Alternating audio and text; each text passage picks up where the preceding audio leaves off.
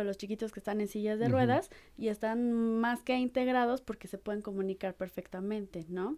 Entonces, en cuanto a importancia de desarrollo, creo que las dos, pero en cuanto a funcionalidad, sí le doy mucho más peso al lenguaje que a la motricidad.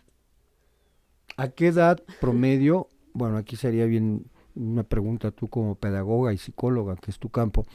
La edad ideal realmente para meter a un niño al kinder, no a la escuelita, porque Ujú. ahora por los tiempos mucha gente trabaja y desgraciadamente o por necesidad, pues desde los 6 meses ya están en la Sí, guardería. sí, sí, Entonces creo que debe de haber tiempos reales, ¿no? claro. Entonces, psicológicamente, ¿cuál es el tiempo ideal donde el niño ya debe de empezar a familiarizarse en el colegio?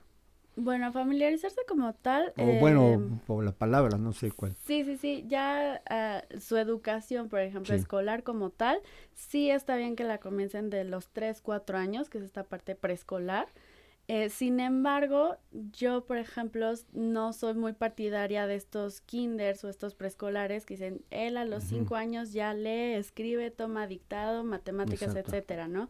¿Por qué? Porque es presionar mucho al niño cuando él todavía no tiene desarrollado mucho, no mucho, sino en su totalidad, esta parte cognitiva que necesita para entender todas estas nociones abstractas de letras, de sonidos de letras, incluso las matemáticas, también es un concepto muy abstracto que ellos todavía no están en edad de comprender como tal. Aquí mira unas imágenes que nos trajiste, si Así nos las es. quisieras explicar, que es... Claro que sí. Bueno, estos son nuestros integrantes más chiquitos de Canemi. Ella es la maestra que se encuentra con ellos y aquí, Ujú. bueno, como ven son grupos muy pequeños, no más de 5 o 6 niños por grupo. ¿Por qué? Porque lo que buscamos precisamente es una atención individual. Entonces, lo que primero hacemos son estas dinámicas en salón y posteriormente la imagen derecha es un tipo de estimulación y terapia que damos con los más pequeños. Esta es una estimulación con semillas, les ayuda a lo que es la parte sensorial y a la parte de psicomotricidad. ¿Por qué? Porque al momento de sentir las semillas, ellos empiezan a mover sus piecitos, a mover sus bracitos y empiezan a conocer un poco más dónde siento, por qué siento así, me gusta, no me gusta, ¿Qué etcétera. edad tiene este niño, Pati? Ella tiene 1 año 3 meses. Ok. Así es. Y o sea, empiezan con semillas, es el sentir, que la toque. Así es. Que las manipulen también les sirve mucho para aflojar lo que son los dedos, las muñecas, porque también parte de la terapia es que ellos se vacíen las semillas en sí mismos, en Ujú. la tina donde se encuentran. Entonces eso también les ayuda a la psicomotricidad fina, también a la gruesa y bueno, a toda la parte sensorial. Fue un Halloween que hicimos Ujú. en el centro y bueno, aquí comenzamos con el desayuno, aquí todos los chiquitos de todas las Ujú. edades empiezan a desayunar, nosotros les damos el desayuno, poco a poco les vamos enseñando a ellos a manipular los utensilios y bueno, después pasamos al salón, hacemos las actividades lúdicas, las actividades de saludo. ¿Qué es lúdica? Lúdico, bueno, es toda esta Sí. parte de... sí, claro. Fue un lenguaje muy amplio, se me Sí, perdón, pantallaste. perdón. Es toda esta parte de actividades Sí. manuales que tengan que ver con el desarrollo del niño. A eso Ujú. se refiere, actividades lúdicas, con materiales de diferentes texturas, diferentes tipos de materiales, a eso se refiere. Los Así es. colores son importantes, bueno, en la enseñanza, en un colegio, en la casa, el que ellos puedan distinguir los colores. Yo creo que aquí mis baterías serían hacia dos lados. Uno, para ver su capacidad visual, ¿verdad? Porque un niño no Ujú, nos va a decir no veo bien. Y dos, exacto. pues obviamente el saber diferenciar, ¿no? La importancia.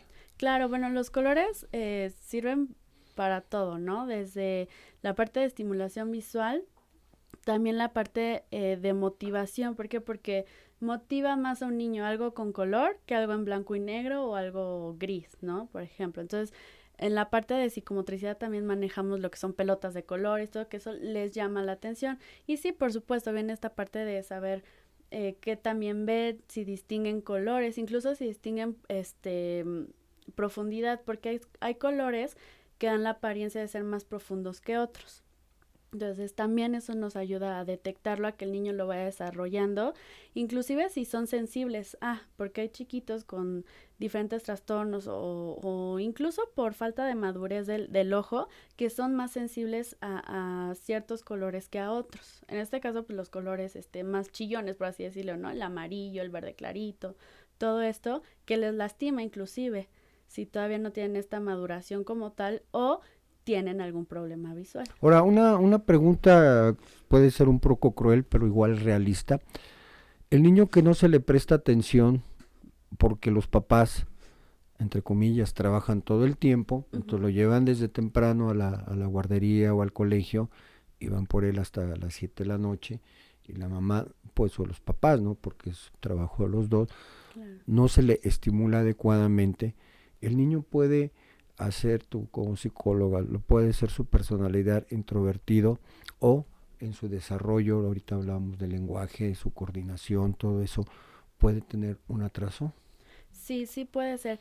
Inclusive, bueno, se dice en psicología, en pedagogía, etcétera, que los niños se desarrollan y crecen con papás, sin papás y a pesar de los papás. Esto es, aunque el papá no te ponga atención, aunque el papá al contrario no te dé toda la atención y te haga muy chiqueado, muy consentido, como decíamos hace rato, el niño se va a desarrollar. Aquí donde tenemos que nosotros prestar atención es cómo se está desarrollando o qué parte está desarrollando más o qué parte está desarrollando menos, ¿no? Esto sería nuestro foco de atención, pero sí, estos chiquitos que se encuentran todo el día en escuela o cosas así, más bien lo que no llegan a desarrollar es esta parte de la afectividad. ¿Por qué? Porque no es lo mismo una maestra que te puede dar un besito de premio o un abrazo a los papás que si te acarician, te apapachan, están contigo todo el tiempo y te muestran este cariño, ¿no? Eso ahí va a llegar a ese punto. ¿Qué tan importante es para un niño el que lo abracen, el que lo besen? O sea, en su personalidad como ser humano, esto es mucho, muy importante. Sí, sí, es de las partes también muy importantes. ¿Por qué? Porque es el principio de mi afectividad y de mi contacto hacia las otras personas, hacia el mundo. Esta parte de que le dan tanta importancia al amamantar al bebé de las mujeres es precisamente por eso. ¿Por qué? Porque es este contacto piel con piel, ahora sí, ¿no? Persona con persona, que va ayudando a que el niño sepa que hay un otro, sepa que hay además de yo, existe otra persona. Ya con niños más grandes, viene siendo lo mismo, pero en una escala superior. ¿En qué sentido? Yo reconozco cómo te sientes, ¿no? Yo me doy cuenta que estás enojado conmigo o que no quieres jugar conmigo. O inclusive hay chiquitos que dicen, es que nadie quiere jugar conmigo, pero no se dan cuenta que es porque llegan y sueltan el golpe o pellizcan o muerden. Entonces, toda esta parte de que el papá los apapache, los acaricie y todo, ayuda precisamente a cómo me tengo que acercar a las personas, incluso qué tengo que permitir de las personas y qué no.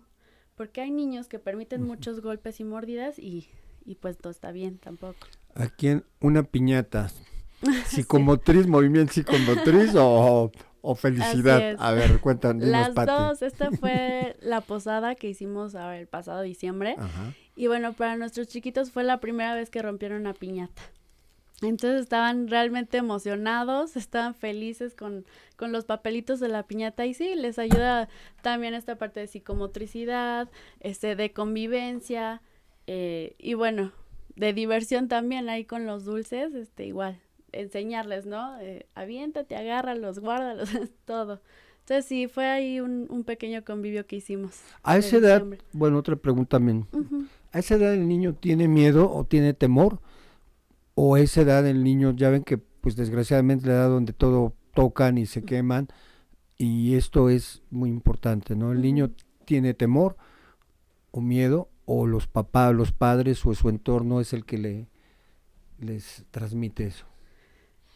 Son transmitidos. La mayoría de los temores que uno va adquiriendo son transmitidos o son en relación a alguna situación que se vivió.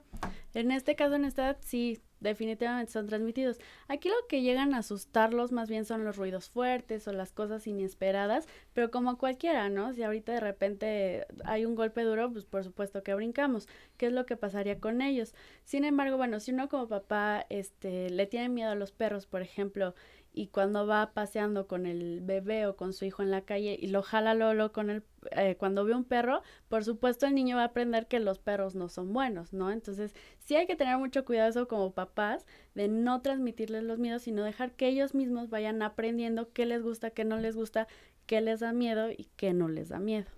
Ok. Otra pregunta, el niño agresivo, porque creo que hay dos parámetros ahora en la actualidad, incluso yo lo veo mucho en la universidad, ¿no? Sí. El famoso bullying, que creo que siempre ha existido, pero ahora a lo mejor o es mayor, y el típico, pues, niño agresivo, peleonero o gandalla, ¿no? Porque es la palabra. Así es.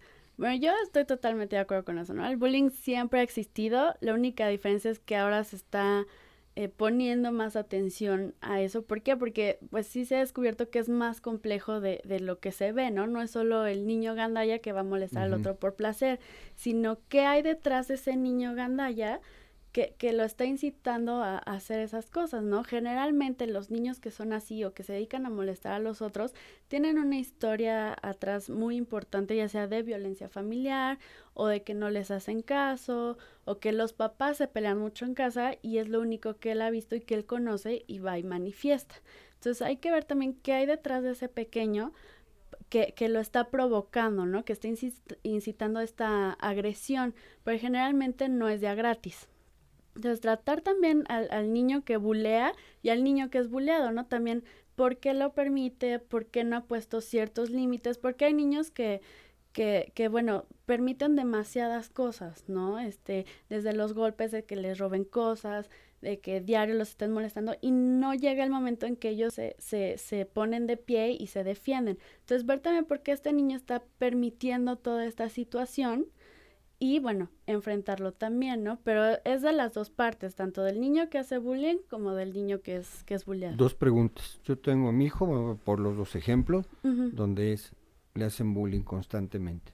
Te lo llevo a ti, Pati, para que le hagas una terapia. ¿Cómo es ese proceso? Bueno, aquí hay que ver el niño emocionalmente cómo se encuentra, que, como decía, ¿no? ¿Qué hay detrás de que él permita que le estén haciendo estos abusos? ¿Cómo se originó? ¿Por qué se originó? Si fue que él también de alguna u otra manera provocó, entre comillas, que lo molestaran o simplemente surgió también, entre comillas, de la nada, ¿no? Hay que ver qué fue lo que ocurrió, qué fue lo que lo detonó y por qué se está dando esta situación.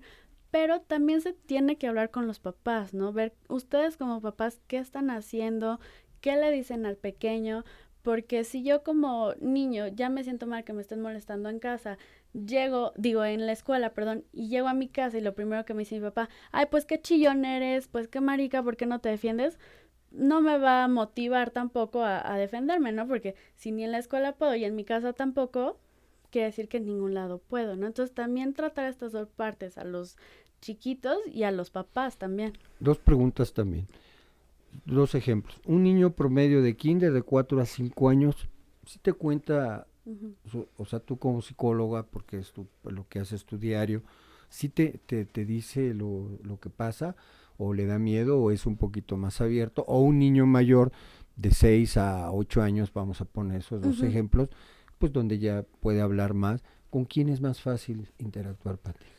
Con los chiquitos. Es muy cierto esto de los niños siempre dicen la verdad. Sí es mucho más fácil. Lo complicado con los niños más pequeños, de 4 o 5, es que mezclan mucho realidad con fantasía. Entonces, uno como terapeuta debe saber distinguir qué es verdad y qué tanto le están metiendo ellos, ¿no? De su propia imaginación o de lo que vieron en la tele, etcétera, etcétera. Pero es mucho más fácil con ellos. ¿Por qué? Porque ellos todavía no tienen esta parte social de es que si le digo qué me va a decir y si le cuenta a mi mamá pues me va a regañar. Entonces es más fácil con ellos, sobre todo porque la terapia de juego, que es la que se utiliza a esas edades, le presta mucho, ¿no? Para que ellos se sientan en confianza y te digan las cosas. Ya con los pequeños más grandes de 6, 8, empieza esta parte de la vergüenza, ¿no? De me da pena decir que a mí me pegaron en la escuela, o tengo miedo de que mi mamá me regañe, o mi mamá me dijo, pero también pasa, ¿no? Que no vaya a decir esto en la terapia, o que no comente de esta situación que está pasando en mi casa en la terapia. Entonces, es más difícil porque en esa edad ya se empieza a tener una conciencia mayor de todo lo que hay alrededor de mi problema. ¿no? Entonces ahí sí es donde viene lo realmente difícil. Los papás aceptan, ahorita comentábamos en el inicio de la plática y antes de, Ujú. eh, los papás sí, por la práctica que tú tienes, aceptan ir a terapias con los niños también porque piensan que quieren ayudar al niño. Sí, sí es, aquí en México estamos educados para eso. No, la mayoría de los papás no lo hacen. La mayoría de los papás, y creo que sobre todo ahorita, que como bien decíamos, ¿no? Que ambos trabajan, no ambos tienen muy poco tiempo para convivir en familia como tal, utilizan ahorita en las escuelas de te lo dejo, tú edúcalo, ¿no? Y con los terapeutas te lo dejo, repáralo, casi casi, como si estuviera roto. Cuando no es así, lo que yo le comento mucho a los papás es que nosotros no educamos niños, no reparamos niños, trabajamos con los niños, que es muy diferente.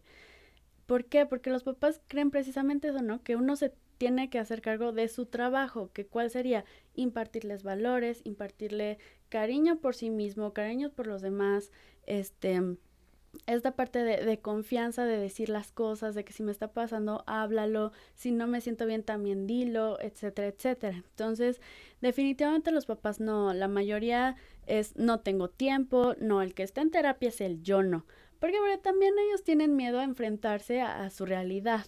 ¿No? Y a darse cuenta que ellos también tienen que trabajar y que no es algo tan sencillo como ve a terapia y resuélvelo, ¿no? Sino que también ellos tienen que meter de su parte. Es mucho más difícil trabajar con adultos inclusive que con niños.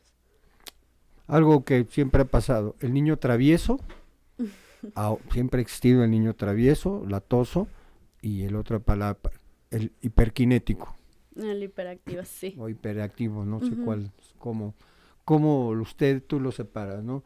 Yo, el niño que es travieso, normal, y al otro niño que ya es hiperkinético. Bueno, ahorita yo sí diría que está de moda, ¿no? Esta Ujú, parte de la hiperactividad. Para cualquier niño precisamente que es travieso, ya es que es hiperactivo y bueno, exacto. y de ahí los papás se agarran para justificar esta falta de límites, que es lo que en la mayoría de los casos necesita, límites. Así de fácil, ¿no? Y cuando uno está en la sesión con ellos se da cuenta que, no, por favor, deja eso. Pero de ahí no pasa, ¿no? Ujú. Cuando realmente el límite físico es, a ver, lo paras, lo sientas, te dije que no, aquí se queda, etcétera, etcétera, ¿no? Entonces, es esta falta de límites que justifica, ¿no? El diagnóstico es hiperactivo y ya. Y Ok. todo el mundo es hiperactivo. Hacemos un corte y regresamos y casi ya vamos a terminar.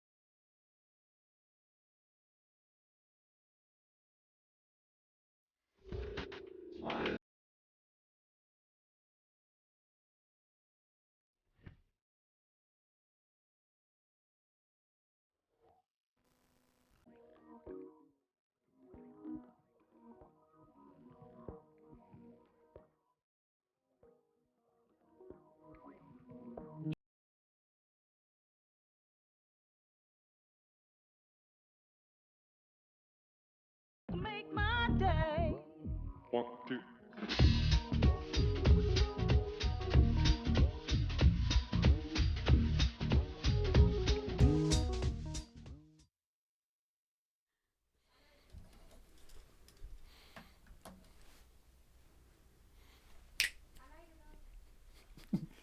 ¿Ya? ¿Ya? Ok, perfecto. Continuamos. Porque este parámetro clínico, y esto se me hace muy, muy interesante, porque como dices, ¿no? Ahora ya quieren justificar porque siempre los niños fueron traviesos. Así es, Y correcto. y ahora ya también algo que se maneja mucho en los colegios y más bueno, en todo, ¿no? Pero están los que para todo quieren dejar la responsabilidad del psicólogo, que yo creo que fueron muchas cosas que hicieron los padres, los abuelos de nosotros. Entonces, todo como tú dices, repárame a mi hijo. Así es. ¿Sí? Y yo te pago, pero este es tu labor, ¿no? Así es, cuando, bueno, como decía hace rato, ¿no? No es nuestra labor ni reparar niños ni educar niños, porque a mí también me han llegado papás a terapia que es, bueno, yo te lo traigo porque quiero que le enseñes lo que es el respeto, lo que es la Ujú. honestidad, bla, bla, cuando, pues esos son valores que vienen desde pequeños, ¿no? Que vienen desde casa.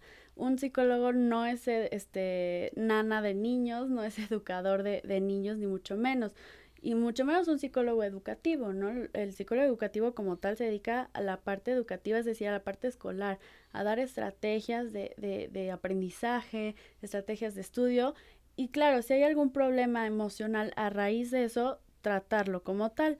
Pero si no somos reparadores de chiquitos, ¿no? Y si desde casa debe de tener una base el pequeño donde él pueda desarrollarse enteramente, ¿no? Desde valores, conocimientos, y bueno, en general de todo, ¿no? La parte de psicomotricidad y todo, que también viene mucho, mucho de casa. Otra pregunta también muy interesante como pedagoga, ¿verdad?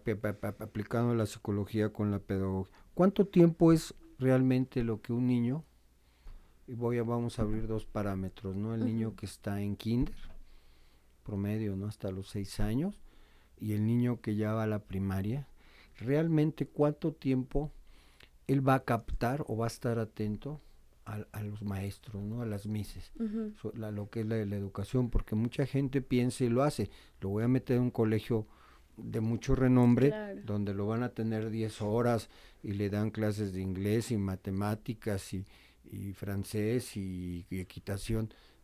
Yo creo, bueno, no sé, ¿verdad? No, no es mi especialidad, es tu área, pero realmente un niño, ¿cuánto tiempo Ujú. puede aguantar, ¿no?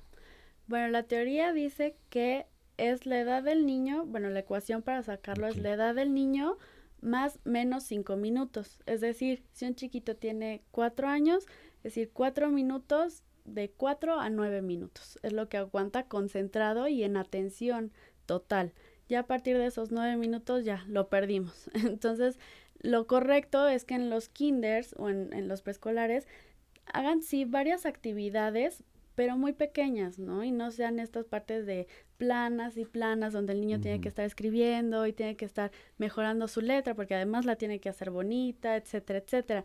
Entonces yo por eso decía hace rato que no estoy de acuerdo con este tipo de escuelas de kinders que a los 4 o 5 años ya les empiezan a enseñar a escribir, a leer, a sumar y a restar porque están todavía muy chiquitos y efectivamente su concentración y desarrollo todavía es muy pobre en ese aspecto. Entonces necesitamos que desarrollen un poquito más físicamente inclusive, en cuanto a madurez también, y por supuesto la atención y concentración, ¿no? Para que entonces sí adquieran bien estos conocimientos y no tengan a futuro algún problema. Algo que siempre ha existido. El tiempo de los colegios, el recreo, es el ideal, que realmente necesita, y estamos hablando en la primaria Ujú. promedio, es el tiempo que se da, es el tiempo ideal. No, el tiempo ideal como tal sería aproximadamente 1 hora. Esto suponiendo que el niño coma y se dedique a jugar un poco, ¿no? Que en realidad la hora de la comida debe ser completa, ¿no? 1 hora de comida y media hora de juego como tal. Pero no, en realidad no, es muy poco. ¿Por qué? Porque los niños están metidos 3 horas tratando con español o 3 horas tratando con inglés. Les queda media hora para comer, relajarse, jugar, cansarse un poco, despejarse y otras 3, 4 horas metidos en salón. Realidad del siglo XXI, hablabas de juegos que ya no existen. No, ya no. No, sí, pues una realidad, ya todo es Ujú. computadora, Game Boy, etcétera. Yo creo que los juegos tú como psicóloga lo sabes, juegos de coordinación, llámese bicicleta, patinar, brincar la cuerda, etcétera, etcétera, se perdieron. Totalmente. Entonces, no sé tú también desde el punto de vista psicológico, un niño, ¿cuánto tiempo debe de estar en una computadora?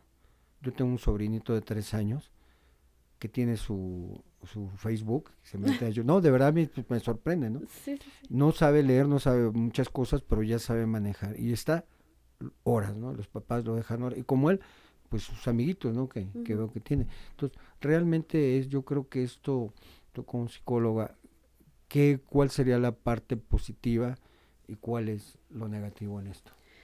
Bueno, la parte positiva, entre comillas, es que tienen mucha más facilidad en cuanto al manejo de la tecnología, ¿no? Que les ya nacen sabiendo prender el Ujú. celular, la computadora, etcétera, etcétera. La parte negativa es que estimulan únicamente, y entre comillas también la parte visual, pero en una dimensión plana.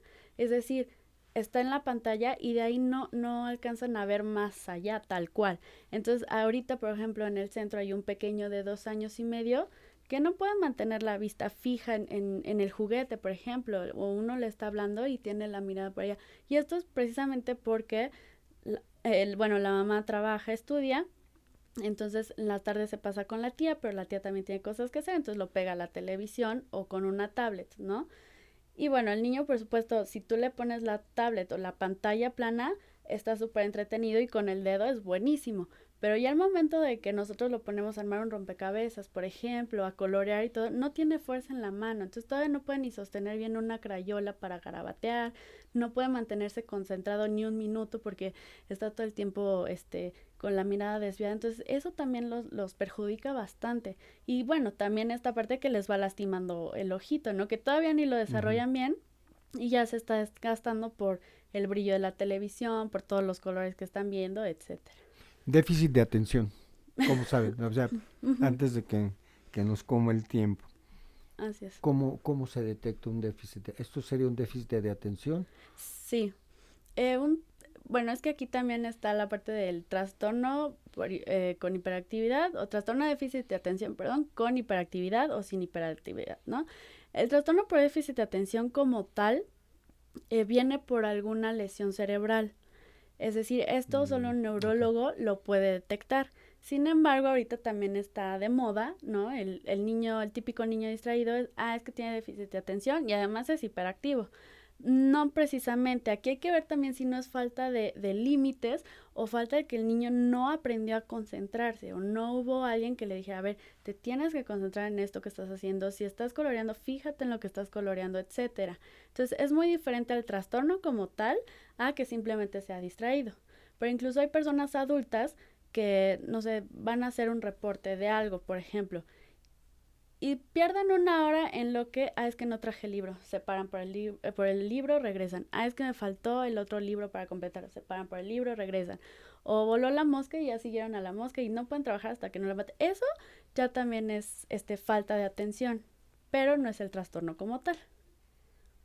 Bueno, antes de que se nos acabe el tiempo, un correo y un lugar donde alguien quisiera una asesoría, que los pusieras de decir al aire. Claro que sí, el correo del centro es canemi@outlook.es y bueno, nosotros nos encontramos en lo que es Jardines del Sur, en Xochimilco, ahí en Narcos Poniente 301. De cualquier forma, los teléfonos son 56 75 28 60 o 62 80 94 67.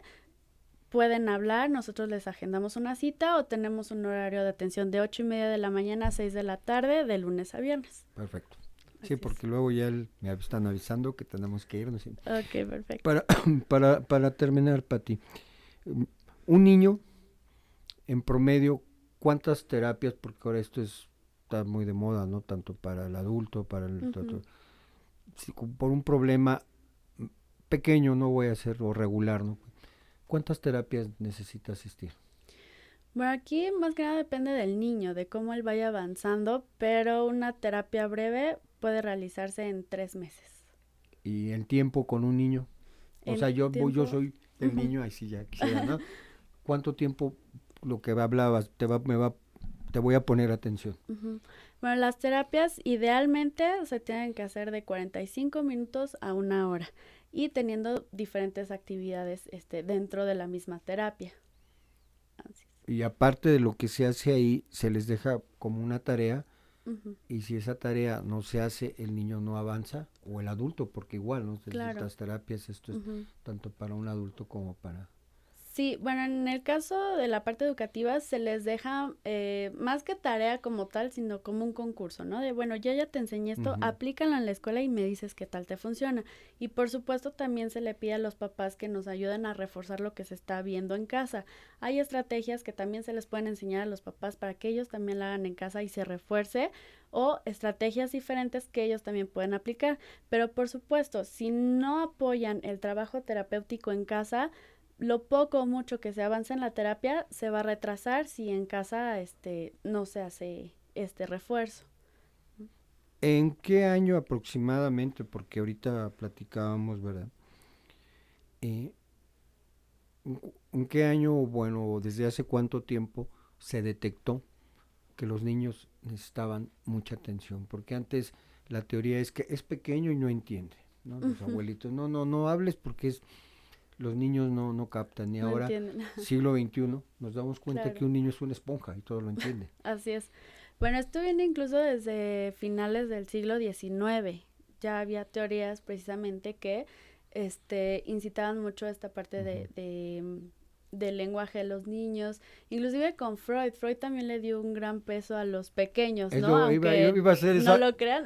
iba a hacer esa pregunta, ¿no? A los que alguna vez llevamos desde la preparatoria, no es Así es. la medicina precisamente, donde hablamos un poquito más de Freud, pero Freud ya en su época ya hablaba de la importancia de los niños. Así es, y de la importancia del desarrollo del niño y de la infancia del niño, ¿no? Digo, él ya después lo enfocó mucho al resultado como adulto, pero él también ya empezó a hablar del pequeño, ¿no? De todo lo que absorbe desde que nace, desde que está en contacto o no con la mamá, etcétera, etcétera. Entonces, desde ese entonces ya se empieza a tomar importancia del pequeño, ¿no? Y de que precisamente, ¿no? No es únicamente un bulto que va creciendo hasta cierta edad y ya empieza a entender, ¿no? Sino que desde pequeño ya es un ser que ya empieza a absorber conocimientos y cosas. Sí, es correcto decir, yo voy a ir con una psicóloga especialista en niños.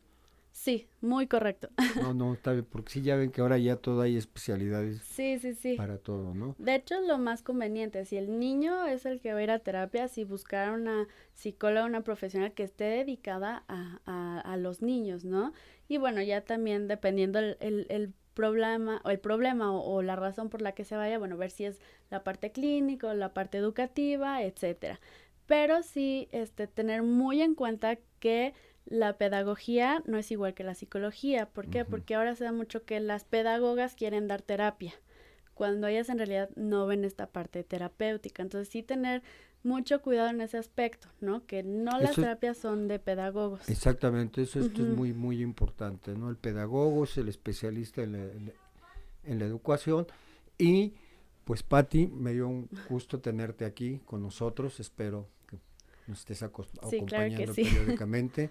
Radio TV se despide, que tengan bonita tarde y empezamos bien el año. Hasta luego. Iba a decir que coman rico, entonces ya me llamaron la atención. Cenen rico, y tengan bonito fin de semana. Hasta luego.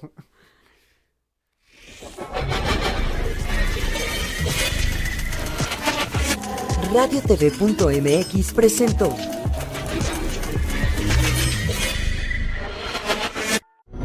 RadioTV.mx, la nueva forma de ver la radio.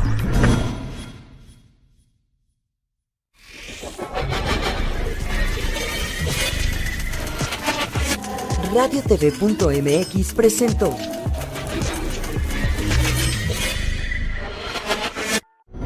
RadioTV.mx, la nueva forma de ver la radio.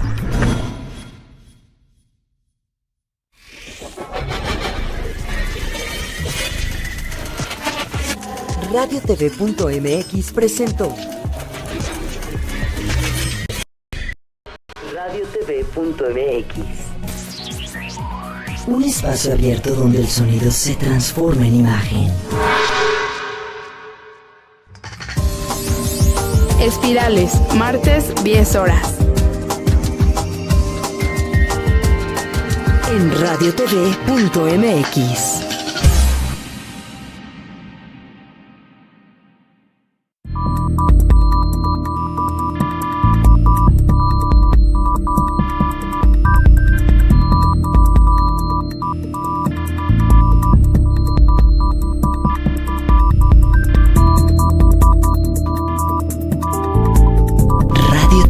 radiotv.mx. Luna Mística, jueves 20 horas. En radiotv.mx.